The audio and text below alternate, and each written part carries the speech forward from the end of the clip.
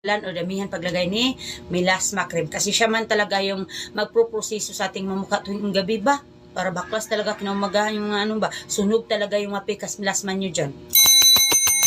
Thank you sa lahat ng ano ha Ma'am Betchay, simpa po dyan kay Sister Stewart, si Ma'am Irene. Magtanong lang ha, magtanong lang.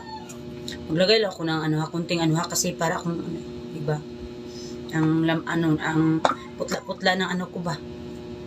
Subukan ko kasi may pikas, kapalan mo yan ma'am, ay ako sunog talaga. Huwag ka matakot ma'am ha, kung halimbawa first day use, no? First day use, second day, ganun ba?